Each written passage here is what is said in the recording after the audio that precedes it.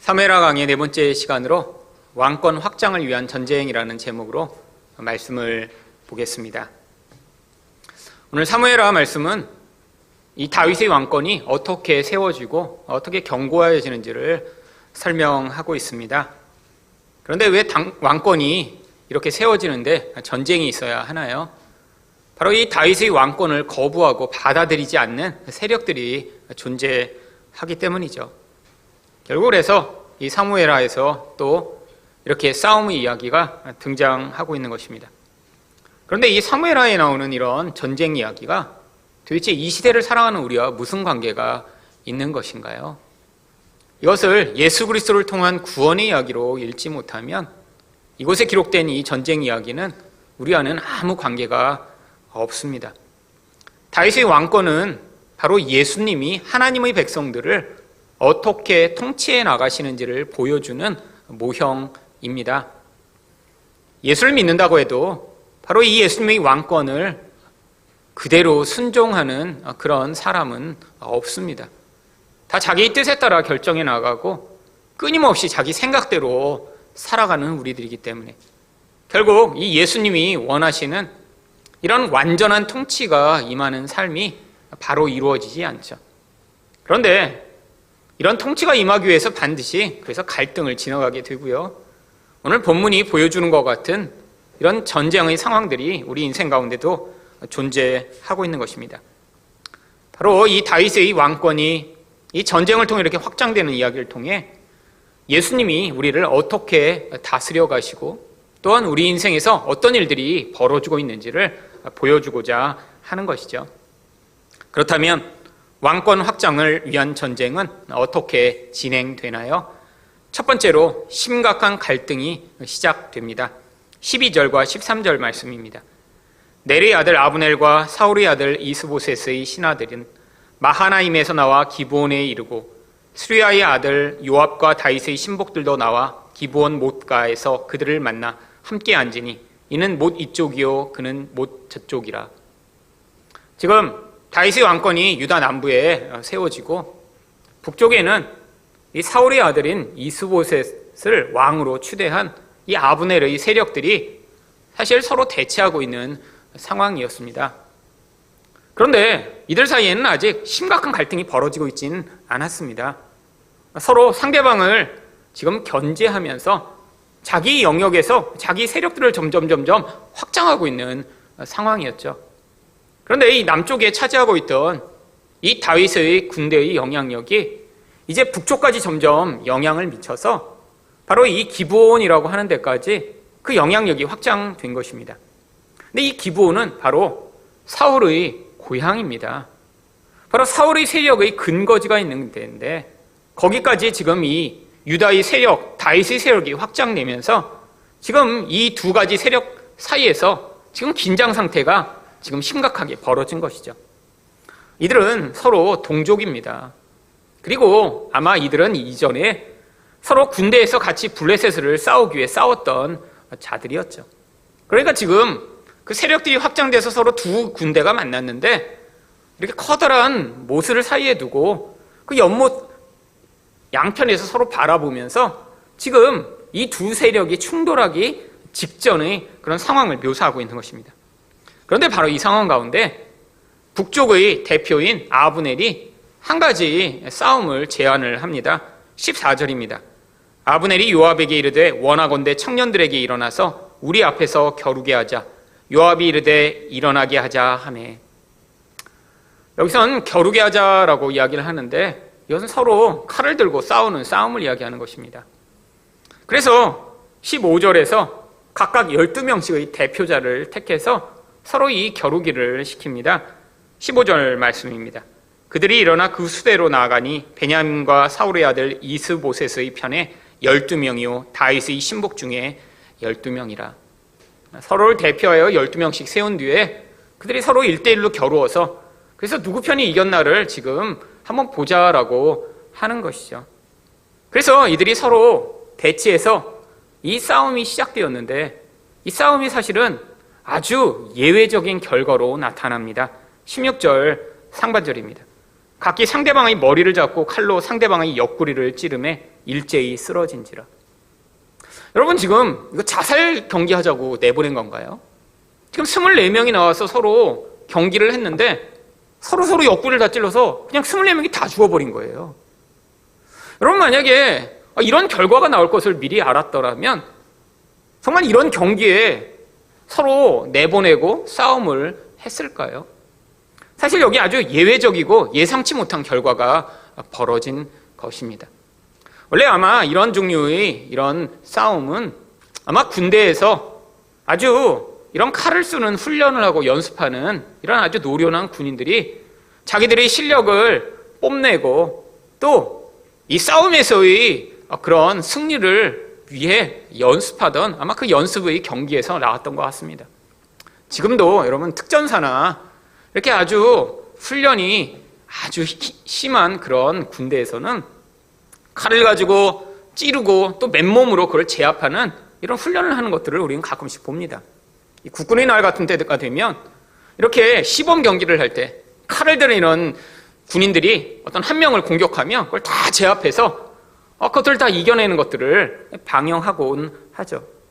아마 당시에도 이렇게 칼을 가지고 서로 나가서 경기를 하면 그것들을 피하기도 하고 또 칼을 떨어뜨리기도 하고 그러면서 상대방을 넘어뜨리기도 하고 찌르기도 하고 하면서 아마 이렇게 12명씩 나와서 싸움을 했으면 일반적인 경우라면 아마 그 중에 한 2-3명은 죽고 또 여러 명은 다치고 그러면서 또 상대를 제압해서 살아남은 사람도 있고 그래서 나중에 이렇게 살아남은 사람들이 숫자를 세서 야, 우리가 7명 살고 너네 이렇게 3명 죽었지? 우리가 이겼어 라고 서로 아마 그렇게 경기를 하려고 이 경기를 한 것인데 어떤 일이 벌어졌나요?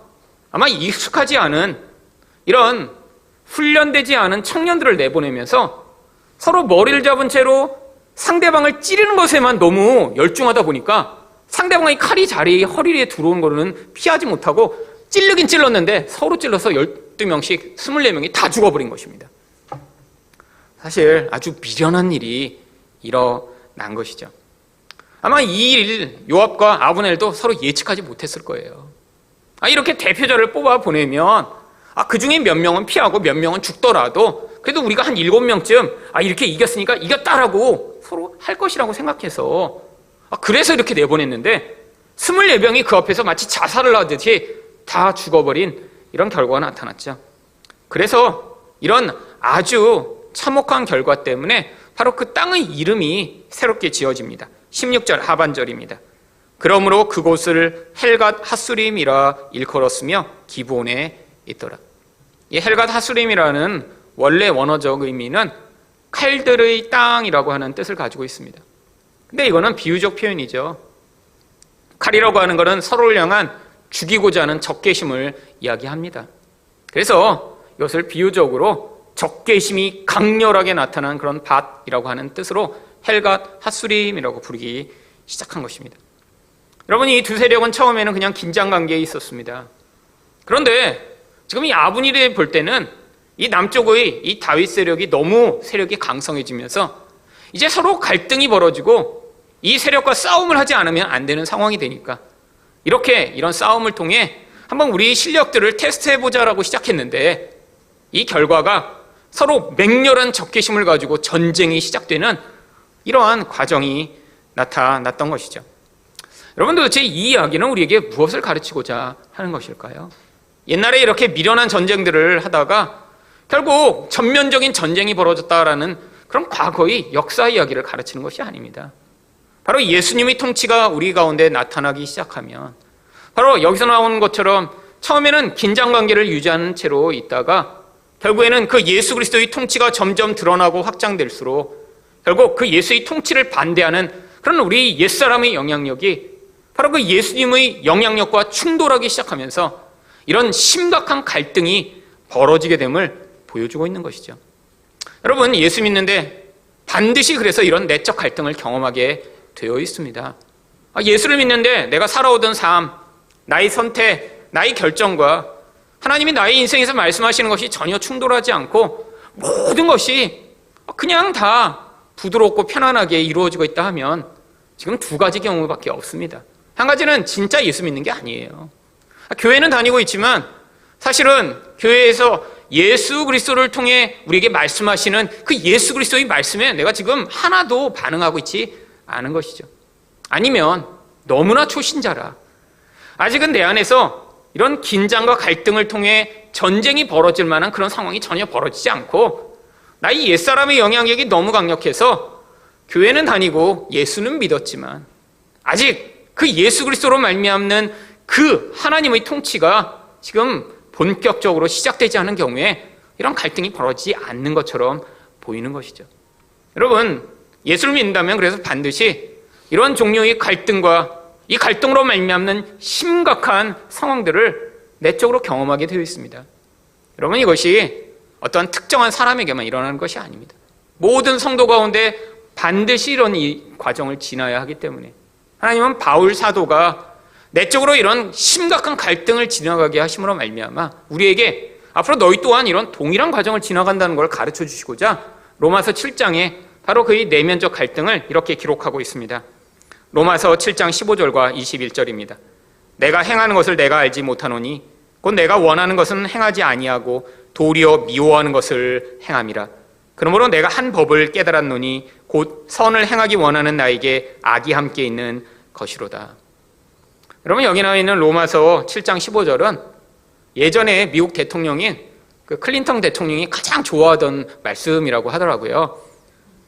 여러분, 이 클린턴이 그렇게 여자를 밝히고 수없이 많은 여자와 이런 불륜을 했는데 본인은 갈등이 없었겠어요?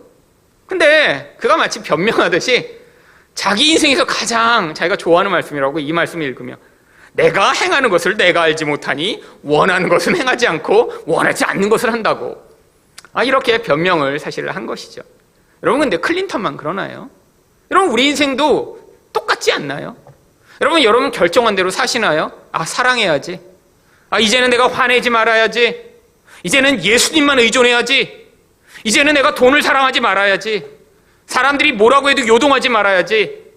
여러분, 결심도 하고 그렇게 살고 싶잖아요. 여러분, 근데 실제의 삶에서 정말 그러세요? 아니죠. 실제의 삶 가운데는 예수님을 사랑하기보단 스마트폰을 100배 더 사랑하고, 실제의 삶에선 하나님이 뜻대로 반응하기보다는 세상이 요동하는 대로 반응하고, 내 감정조차 내가 통제하지 못해서 화나지 않고 미워하지 않고 더 이상 우울해하지 않고 싶지만 실제로 그렇게 살아갈 수 없는 것이 우리의 현실 아닌가요? 여러분, 아예 예수를 믿지 않아서 정말 하나님이 뭘 원하시는지 전혀 알지 못하는 사람은 갈등이 오히려 적습니다. 남을 마음대로 미워하고 사랑하지 않고 마음대로 화내고, 여러분, 그리고 나서 죄책감 느끼지 않아요. 왜요? 자기 안에 다른 법이 없기 때문이죠. 여러분, 하지만 예수 믿는 사람 가운데 이런 갈등이 있습니다. 하나님이 우리에게 그 수준에 따라 말씀하시는 그 하나님의 말씀이 있는데 우리 본질 안에 있는 것들을 쉽게 받아들이는 것이 아니라 내가 눈에 보기에 좋아 보이는 것을 선택해 나가며 끊임없이 하나님의 말씀보다는 내가 맞다고 생각하는 것을 결정해서 그 근거 위에서 살아가고자 하는 게 우리이기 때문이죠. 여러분, 머리로는 끊임없이 갈등합니다. 근데 우리 선택은 항상 뭐에 따른 결과가 나타나나요? 내가 살아오던 습관대로, 내 눈에 좋아 보이는 그 순간적 결정대로 그렇게 선택해 나가며 이 모든 것 어쩔 수 없지 라고 늘 자책하거나 아니면 포기하는 것이 우리 모습 아닌가요? 여러분, 그런데 이런 갈등이 그냥 이 정도 수준에 머무는 게 아니라 결국 너무너무 극심해져서 폭발하는 지경까지, 이 갈등이 긴장 상태로 유지하는 상태로 끝이 아니라 결국에는 아주 심각한 충돌을 벌리는 그런 상황을 인생 가운데 반드시 경험하게 되어 있다라고 하는 것입니다. 로마서 7장 22절과 23절에 바로 그 이야기가 나옵니다.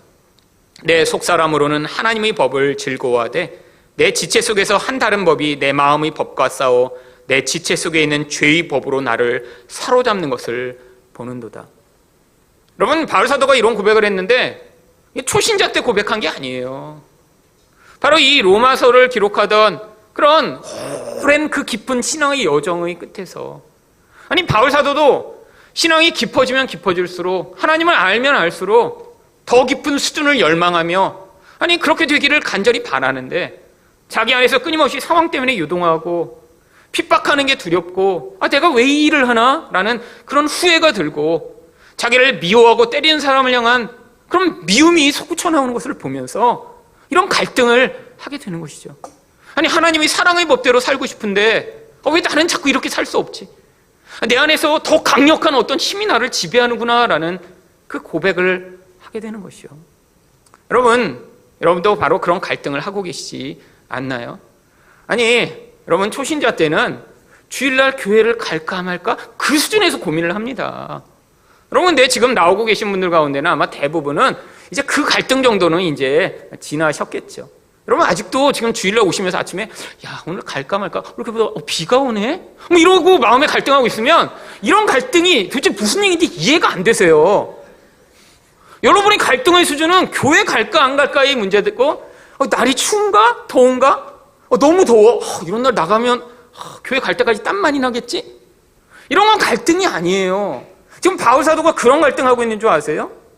여러분, 바울 사도의 이 깊은 고민의 갈등은 바로 자기가 예수를 위해 살아가고 있는데도 자기를 핍박하는 자를 미워하는 그 미움을 보며 그 사랑의 법대로 반응하지 못하는 그것 때문에 지금 죽을 것처럼 고민하고 있는 거예요. 하나님의 그 사랑의 법 때문에 받아들이는 것. 여러분, 이게 어려운 거죠, 이게. 여러분, 이거 노력하면 되나요? 아니요. 우리 안에 있는 옛사람이 무릎을 꿇고 예수 그리스도의 통치가 우리 안에서 나타나면서 이 갈등을 지나가며 거기에서 결국에는 이 내 맘대로 반응하고 내 뜻대로 선택하고자 하는 이 자가 꺾이지 않으면 절대로 불가능한 일입니다. 여러분, 하나님이 우리 인생 가운데 찾아오시면 이런 수준의 갈등으로 인도해 나가신다는 거예요. 예전에는 내 마음대로 돈을 쓰고, 예전에는 내 시간을 가지고 내 마음대로 쓰며, 예전에는 내가 할 수 있는 모든 것을 나의 욕망과 쾌락과 안정만을 위해 사용하던 인생 가운데 하나님이 그것들을 뛰어넘는 자리로 인도해 나가시고자 하는 것이죠. 여러분, 예수 믿는 사람은 이 갈등을 피할 수 없습니다. 언제까지 이 갈등을 피하며 내 마음대로 살려고 해도 소용없어요. 반드시 예수 그리스도의 통치는 우리 인생 가운데 임하게 되어 있거든요.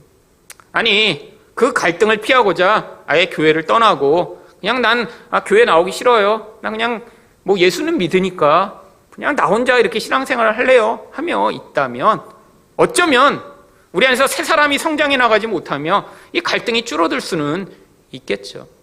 여러분, 그렇다고 정말 평화가 임하나요? 아니잖아요. 여러분, 지금 남북과 북의 상태 아닌가요?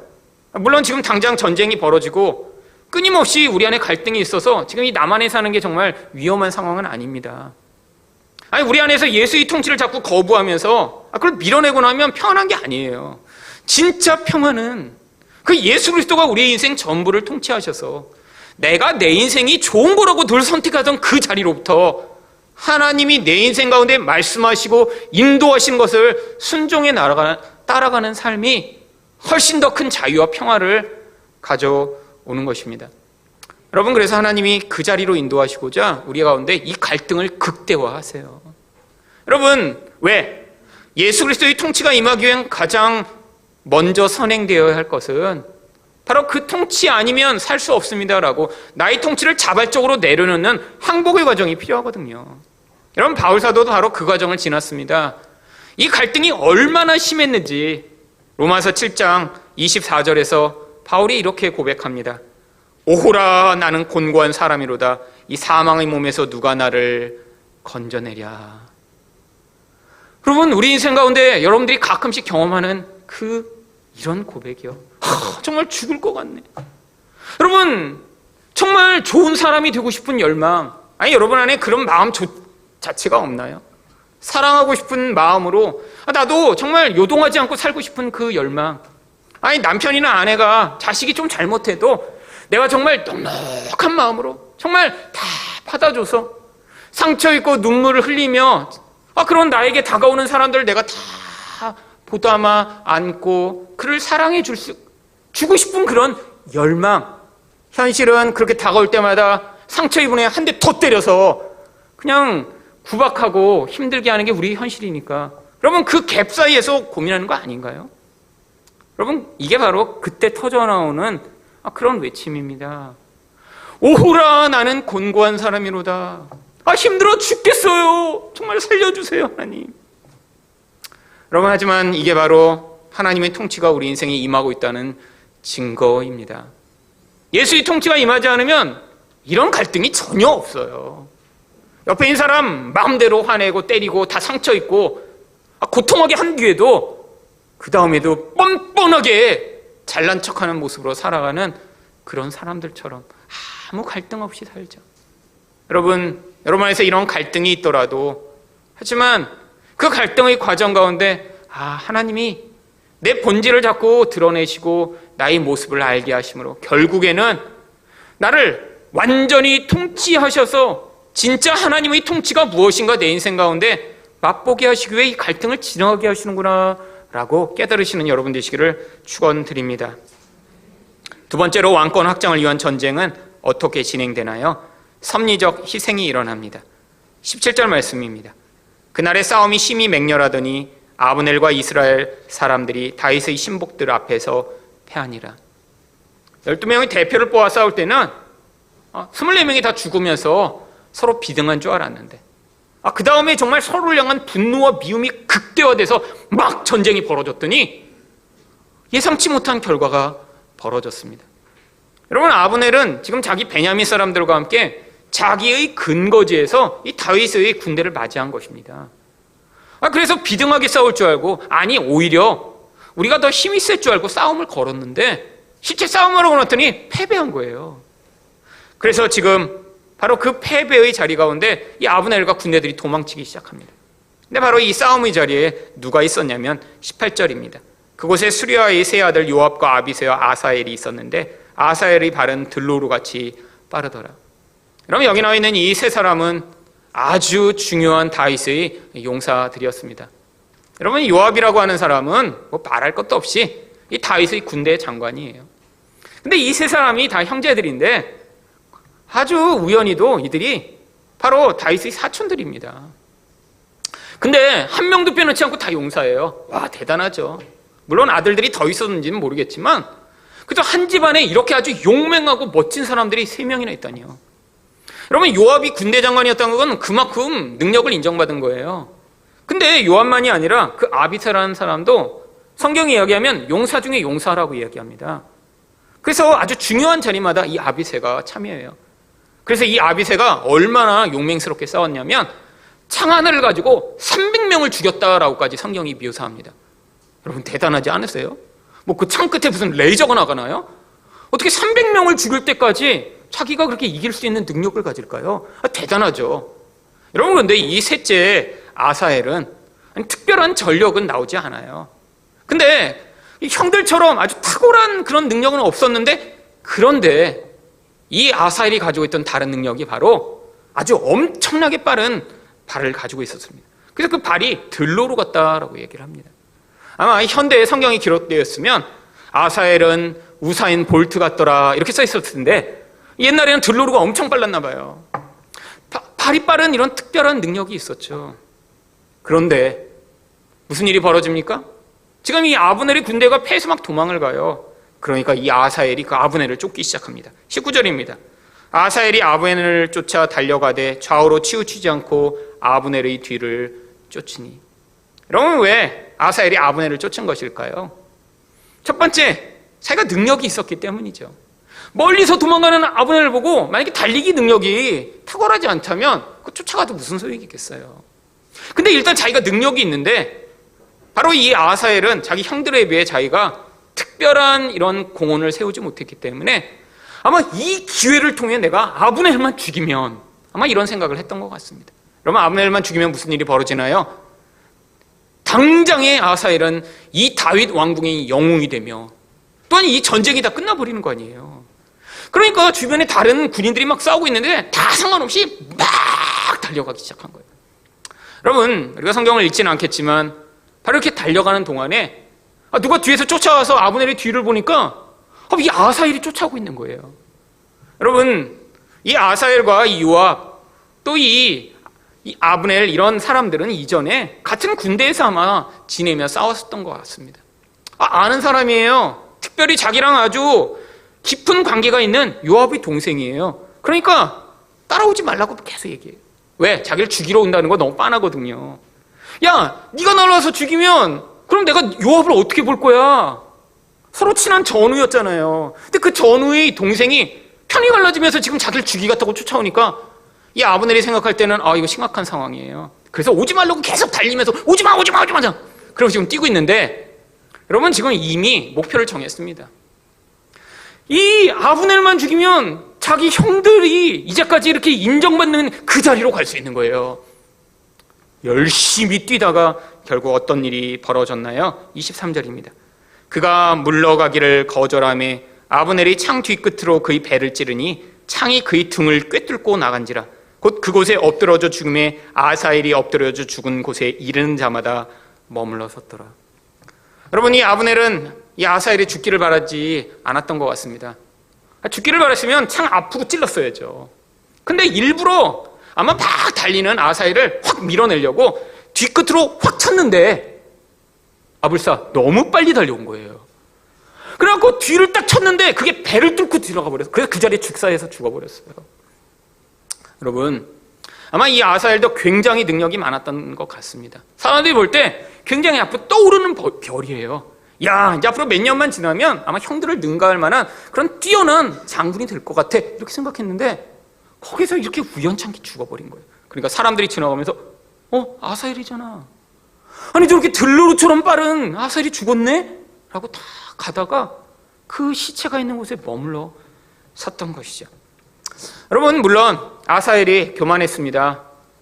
아니, 능력이 있어서 그 능력을 믿고 달려가다가 하지 말라고 그러는데 왜 기어코 쫓아가서 결국에는 사고를 당해요. 아니, 비난받을 만하죠. 하지만 성경이 그런 거 얘기하는 거 아니에요. 이 상황을 통해 뭔가 하나님의 섭리적 개입이 이 전쟁 가운데 일어나 사실 이 다윗 편에 있어서는 치명적 지금 손실을 본 것입니다. 이 아사엘과 같은 이 젊은 장군이 앞으로 얼마나 큰 일을 더 할 수 있을까요? 근데 참 죽지 않을 곳에서 이렇게 우연하게 죽어 이런 희생이 벌어졌는데, 하나님이 이런 우연히 벌어진 사건을 통해서도 어떤 섭리적 목적을 이루어 가심을 보여주고자 하는 것이죠. 여러분, 이 사건이 나중에 어떤 더 큰 사건을 불러오는 줄 아세요? 바로 다음 장입니다. 사무엘하 3장 27절을 보시면, 아브넬이 헤브론으로 돌아오매 요압이 더불어 조용히 말하려는 듯이 그를 데리고 성문 안으로 들어가 거기서 배를 찔러 죽이니 이는 자기 동생 아사헬의 피로 말미암음이더라. 어떤 일이 벌어졌어요? 바로 이 아브넬이 이 일로 말미암아 죽임을 당하게 됩니다.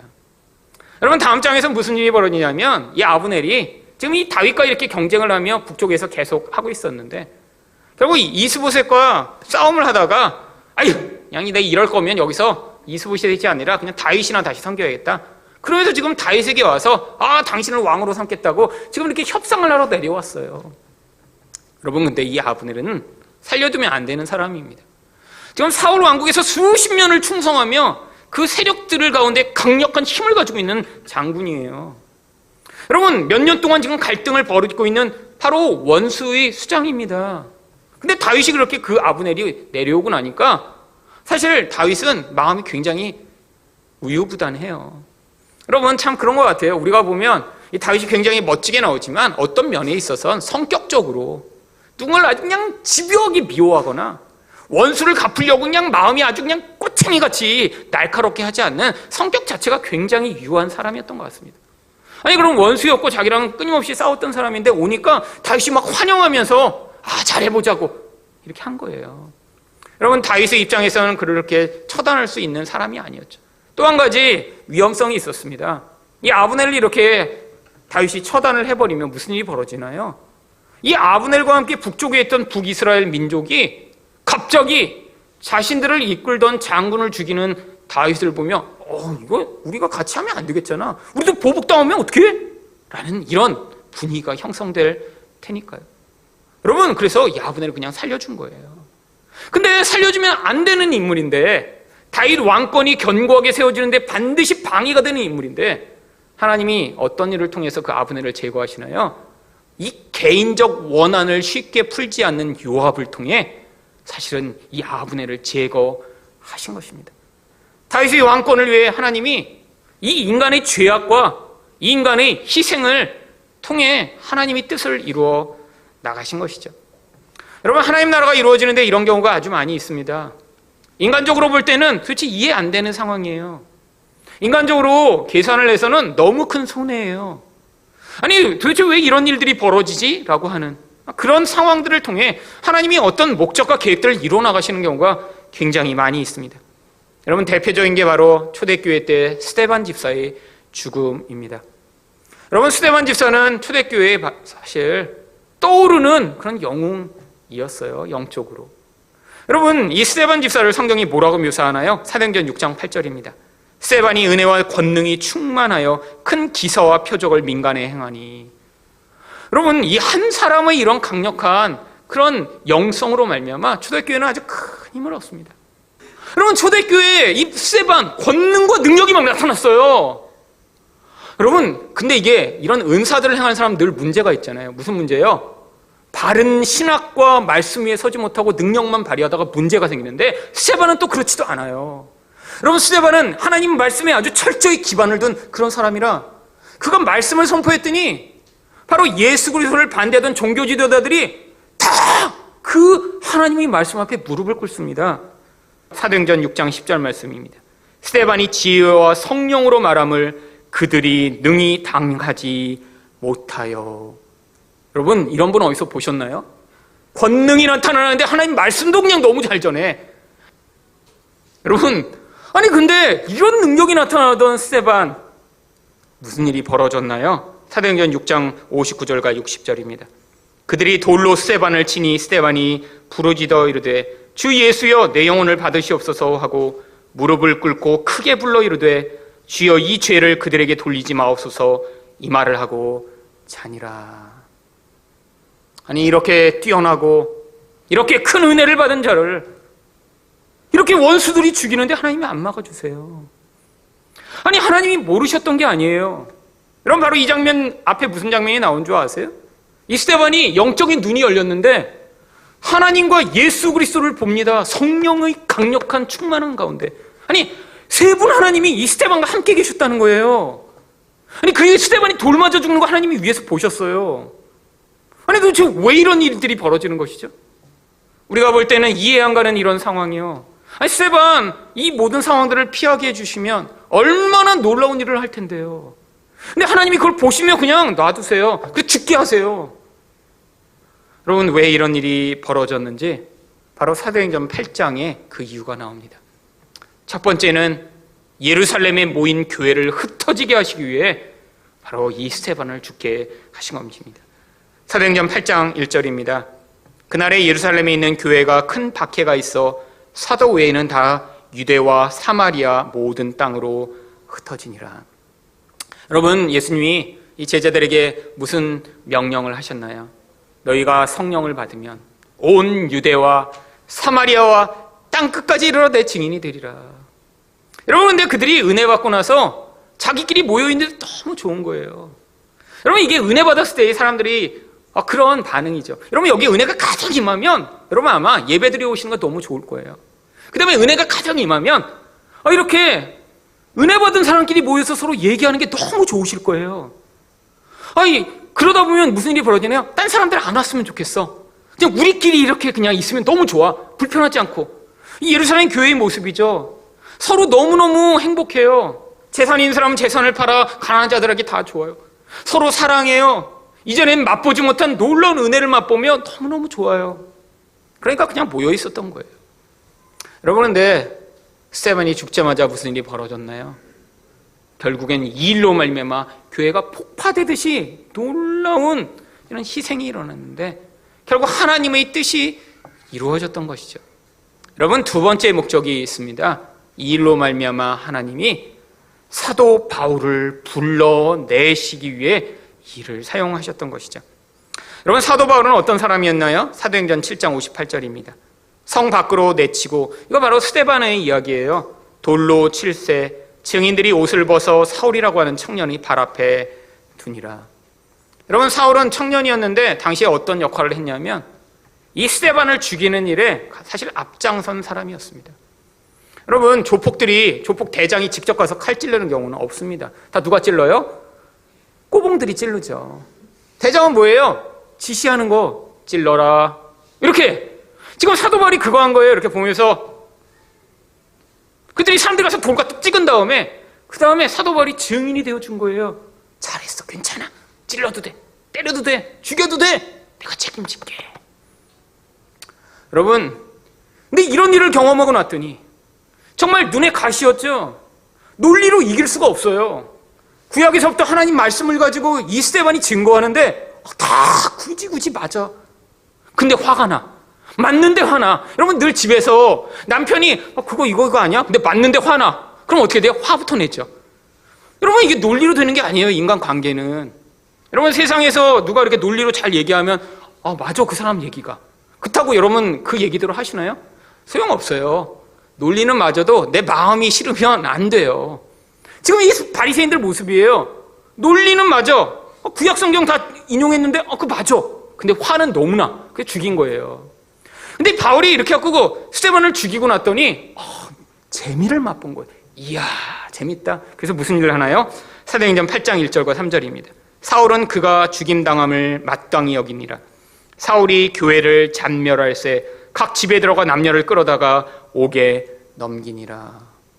여러분, 예수 믿는 자들 잡아들이는 거에 지금 재미를 맛본 거죠. 야, 그거 쉽잖아. 죽여도 괜찮잖아. 야, 이제까지 괜히 우리가 화만 내고 있었네. 잡아 죽이고 다 옥에 쳐넣자. 근데 이게 얼마나 지금 힘이 붙었는지 예루살렘에서 하다 보니까 멀리도 예수 믿는 사람들이 있다는 거예요. 대제사장에 가서 허락을 받아냅니다. 다메섹에 있는 놈들을 내가 다 잡아올게요. 지금 교만이 극에 이른 것이죠. 그래서 사도행전 9장 2절과 3절에서 무슨 일을 하나요?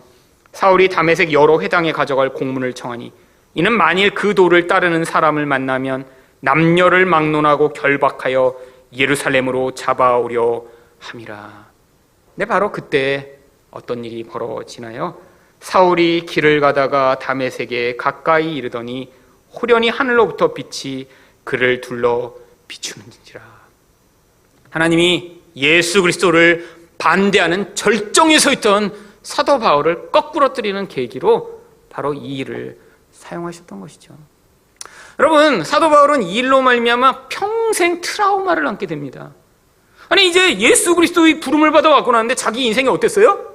스데반을 죽이는 일을 했고 사람들을 박해하는 일을 했어요. 근데 이걸 안 했으면요, 그냥 그 전까지 예수 믿는 이 나쁜 놈들, 왜 자꾸 저놈들을 그냥 이단 놈들이 이렇게 판을 쳐 이러고 말았으면 아마 주를 위해 죽기까지 헌신 못했을 거예요. 근데 전력이 너무 나쁜 짓을 많이 했어. 자기가 예수 믿는 사람 다 잡아 죽이고 막 그랬어요. 그러니까 그 다음부터 막 매를 맞아도 그래요, 내가 더 나쁜 일을 많이 했는데, 그리고 용서하고, 막 남들이 자기를 박해해도 그래 나도 저렇게 박해했는데 하고 용서하고, 그리고 예수님이 나를 받아주셨는데 하면서 그 은혜 의식에 사로잡혀 생명을 다해 예수를 위해 살았던 것이죠. 여러분, 하나님이 그래서 바로 이렇게까지 되도록 이 과정을 통해 허용하신 것입니다. 여러분, 이게 바로 섭리가 개입되는 방법이에요. 여러분, 교회 가운데도, 아니 인생 가운데도 우리 눈으로 볼 때는 실패며 좌절이며 고통이며 문제투성인데 우리가 볼 때는 왜 하나님이 개입 안 하시지? 왜 하나님이 그 상황대로 이렇게 허용하시지?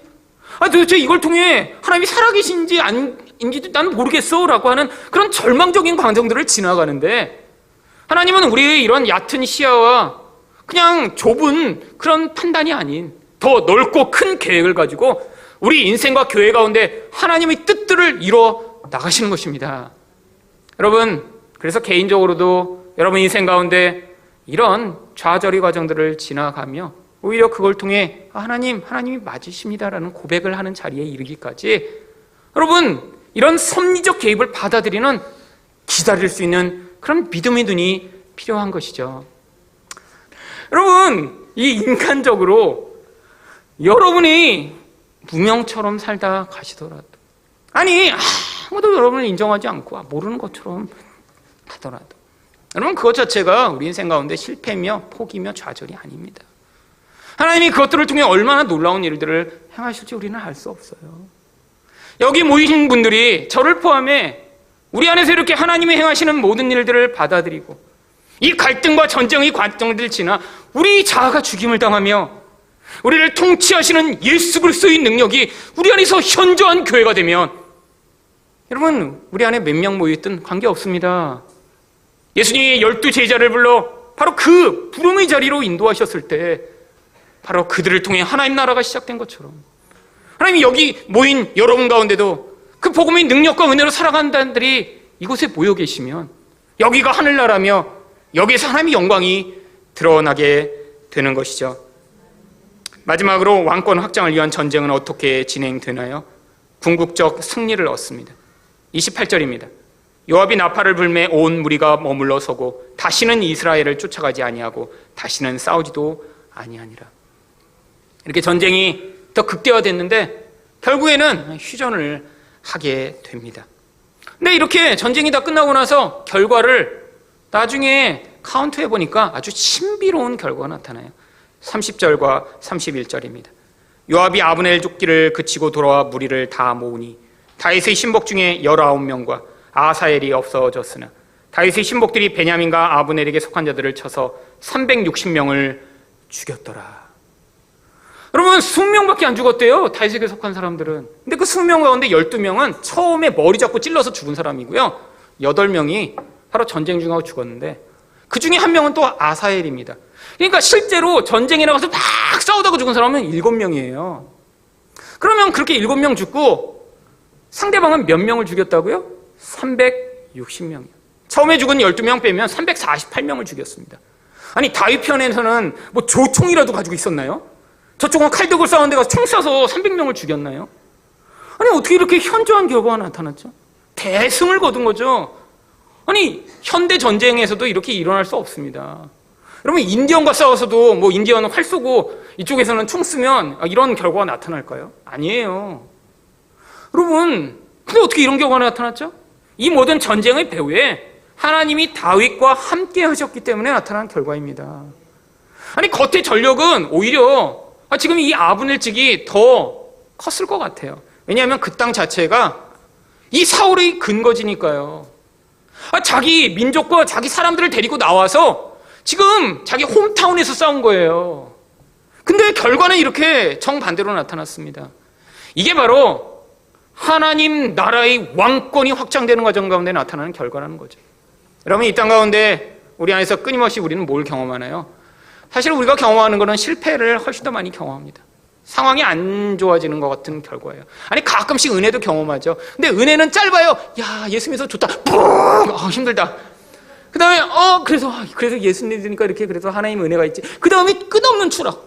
롤러코스터인데 코스터가 올라갔다 내렸다가 아니라 내려가는 건 길고 올라가는 건 잠깐 올라가서 내려와요. 이상한 롤러코스터죠. 아니, 그러다 보면 좌절하는 거예요. 이렇게 예수 믿는데 힘들까? 이렇게 예수 믿는데 자꾸 이 어둠을 더 많이 지나가야 되나? 이렇게 우울하고 화나고 내 부끄러움과 나의 연약함을 이렇게 끊임없이 경험하며 살아야 되나? 아니, 교회 30년 다녔는데도 옛날에는 하나도 변한 게 없는 것 같아 라는 이 우리 좌절감. 여러분, 그런데 성경이 뭐를 얘기하나요? 오호라, 나는 곤고한 사람이로다 라고 외쳤던 바울이 그 다음 절에서 뭐라고 고백했나요? 로마서 8장 1절과 2절입니다. 그러므로 이제 그리스도 예수 안에 있는 자에게는 결코 정죄함이 없나니 이는 그리스도 예수 안에 있는 생명의 성령의 법이 죄와 사망의 법에서 너를 해방하였음이니라. 여러분, 우리 안에 이 갈등이 있지만 예수님이 이미 이 모든 전쟁을 승리로 이끄셨다는 거예요.